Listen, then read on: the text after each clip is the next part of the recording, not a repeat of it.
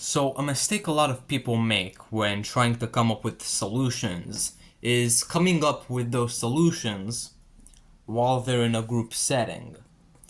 Be honest with yourself. When you are in a group setting, during conversation with other people, are you completely invested in yourself? Are you completely concentrated in on your own situation? Or are you actually very influenced by the people around you? Do you take a lot of their advice and do you kind of let your guard down? Do you? Because there's a high chance that you actually do. Because everybody does it. A very common technique, probably the most popular technique that cult leaders use to kind of manipulate their members is kind of what makes a cult up in the first place. Cults, as you know, have a very insane idea at the core of them. So obviously they cannot convince people on an individual level. So, what do cult leaders do? They bring up a group of people, like 50 people, even 10 people, even 3 people, and then they talk about their idea. And obviously, those people that are in a group are going to be convinced. Because if one person is not convinced at all, they're not convinced at all and you can't do anything. Right? They're just not convinced. Or maybe they're slightly convinced. But if they're slightly convinced, what are 3 people that are slightly convinced? They convince themselves, right? Because if you were slightly convinced and you saw another person that was slightly convinced, both of you would probably now be completely convinced of that truth, of that thing. Because it's human nature. We believe what other people believe. When you are in a group, you are not really focused on coming up with the best solutions for your life, or thinking of the best things, or acting the most virtuosic and the most virtueful way, right? You are more kind of preoccupied with acting in a manner that fits in with the group. In a group, the most dominant person turns the people in the group dominant as well, because it is infectious. People in a group are kind of like the same, right? It's the group effect that Robert Greene talks about. When you're in a group, I can assure you that you do not think as smartly, as well as you do when you're on an individual setting, when you're alone. Because your thoughts are constantly being manipulated indirectly by the group setting itself. So, how do you actually make this work?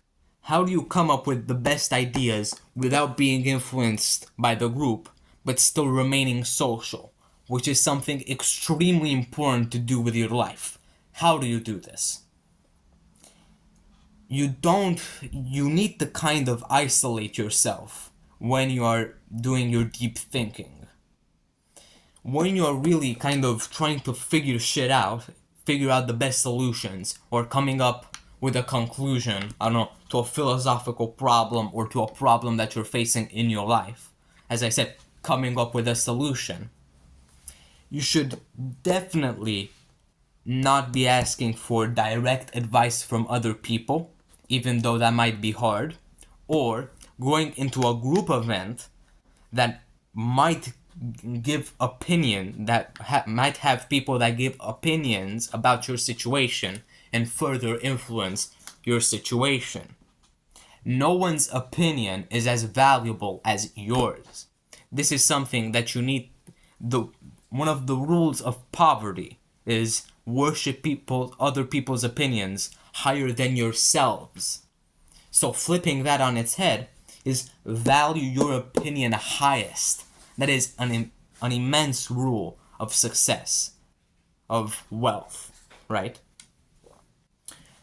So, when you're thinking deeply, when you're trying to come up with solutions that are like life or death solutions that might change your entire life, literally modify your life, you want to be alone. You want to sit alone with a notebook, a piece of paper, and a pen, and maybe journal on it. Come up with the best solution yourself. It is your own life, as I said in other videos. You have the power to decide what you do with it, to come up with the solutions that fit you. Not extract the solutions that are given by other people. Of course, maybe you can go looking for advice, but the decision should still be very thought out by yourself, right? That is kind of a secret to life, honestly, because your thinking on an individual scale is 10 times better than your thinking at a in a group setting. That is, I guarantee you that. You are so much sharper as an individual, so much smarter, so much more analytical when you are alone and not kind of manipulated indirectly by the group. It is the one thinking strategy that works with everyone. The solutions you come up with, the conclusions that you draw, should be your own. They should not be modified or maybe even influenced by the other people. So, the next time that you want to come up with a good solution or draw a conclusion to a philosophical problem, whatever, improve your life, maybe do it alone. Maybe do it without someone on the phone or not at a nightclub.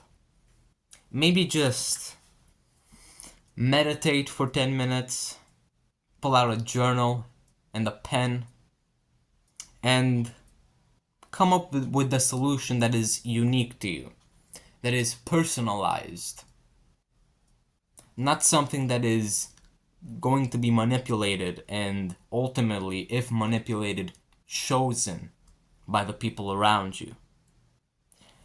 The group effect is dangerous, and knowing this, you can use individual intelligence to improve your life tenfold. It is guaranteed to work, and you can apply it now.